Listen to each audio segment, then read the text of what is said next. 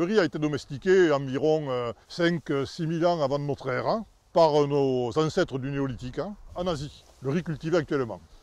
Et même si on trouve des riz cultivés, mais qui ont quasiment disparu de la circulation, en Afrique.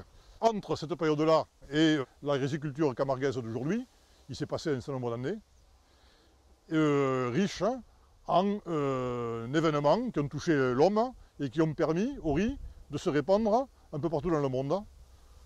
Soit par des migrations, on quittait un territoire de chasse où on faisait un petit peu de culture et on allait dans un autre territoire, soit, et le plus souvent malheureusement, mais c'est peut-être écosubstantiel à l'espèce humaine, par des guerres. Et donc le riz s'est retrouvé cultivé un petit peu partout dans le monde, via des personnages aussi éminents qu'Alexandre le Grand, via les conquêtes arabes, via les grands navigateurs, via peut-être Marco Polo aussi, enfin, c'est ce qu'on dit à Hollywood.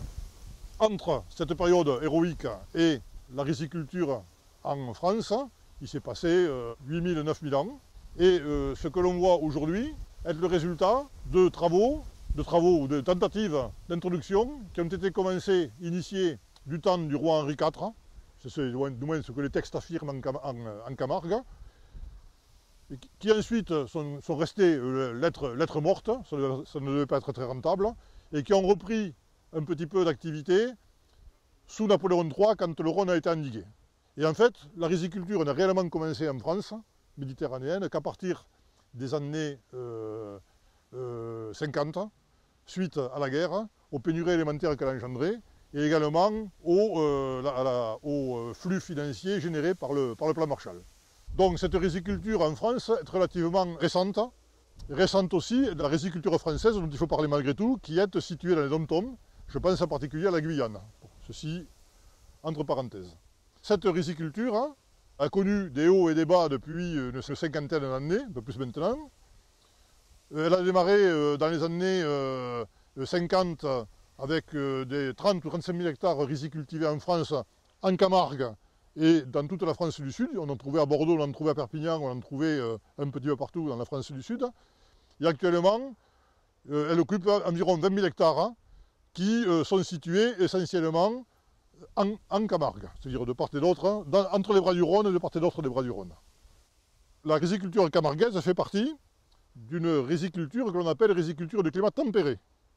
Il faut savoir que le riz est cultivé dans beaucoup d'endroits dans le monde, puisqu'on le trouve des bords du fleuve Amour à la frontière sino-soviétique, jusqu'en Australie, au sud de l'Australie.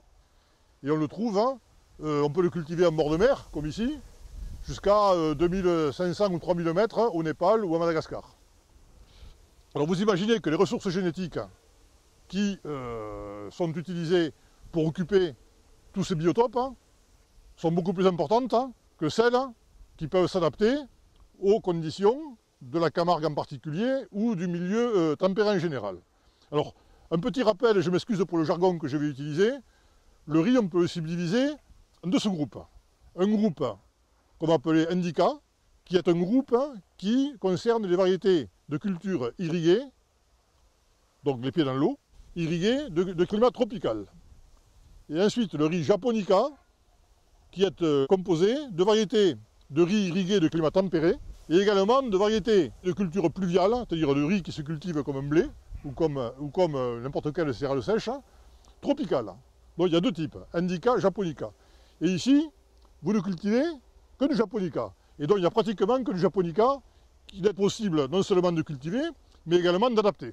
La ressource génétique constitue la base de tout le travail de production de variétés.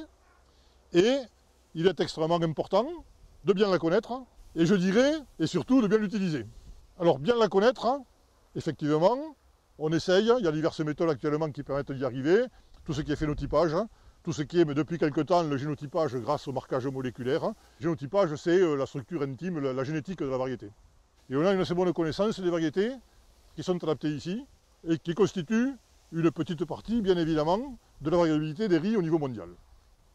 Donc le sélectionneur, bien sûr, il a cette variabilité, bien sûr, cette variabilité, il l'utilise, mais bien sûr, il n'a de cesse que d'essayer de l'augmenter, soit par désir d'aller chercher ailleurs ce qui n'existe pas sur place, soit, c'est plus directif, par nécessité d'avoir à disposition des caractères qui ont un intérêt commercial ou agronomique évident. Résistance aux maladies, qualité du grain, etc. Alors, un exemple, les riz aromatiques par exemple. Vous avez 3 types de riz aromatiques au niveau mondial. Un type qui est japonica et qui est originaire des Philippines, donc qui n'est pas très bien adapté ici. Un riz indica qui est celui de Thaïlande, que tout le monde connaît, le riz thaïlandais, qui est indica et qui n'est pas du tout adapté ici. Et un riz basmati. Basmati, c'est une espèce d'intermédiaire entre l'indica et le japonica, qui n'est pas non plus adapté ici, sauf cas particulier, parce que des fois il y a des miracles, en riz comme dans le reste. Et donc, notre but à nous, c'est d'essayer, même si les variétés ne sont pas directement utilisables, d'utiliser ces variétés pour essayer d'en saisir, d'en récupérer les gènes intéressants et les transférer sur des variétés qui sont adaptées ici. Alors avec un petit peu de technique, d'artisanat et un petit peu de chance, Dieu merci, on y arrive. Ceci est une étape qui a été pas mal travaillée depuis une trentaine d'années, et donc ce recours permanent à des ressources génétiques ultramarines, tropicales, a conduit à ce que la qualité des variétés adaptées aux conditions tempérées s'élargisse d'une manière substantielle. Ce qui fait qu'actuellement, au niveau de la Camargue, on peut cultiver, on peut le dire, pratiquement n'importe quel type de riz dont les qualités sont représentées au niveau mondial. Particulièrement en riz aromatique, pour certaines résistances aux maladies, pour certains caractères de résistance à des contraintes qu'on appelle savamment abiotiques, qui sont la résistance au froid ou au sel, plus simplement, etc., etc. Donc on a actuellement dans notre collection des japonica évidemment, parce que c'est la base de notre business, mais également des indicas, mais également des japonica tropicaux. Dernier point pour l'enrichissement de la biodiversité, des variétés adaptées à la Camargue en général, au milieu tempéré en particulier, c'est essayer de tirer profit du travail des autres. Parce que en milieu tropical, le riz est également travaillé, il est également travaillé en milieu méditerranéen, mais tempéré, méditerranéen et autres. Et donc, ces milieux-là ont développé un certain nombre, par diverses techniques, un certain nombre de variétés utilisant évidemment les ressources génétiques les plus larges possibles.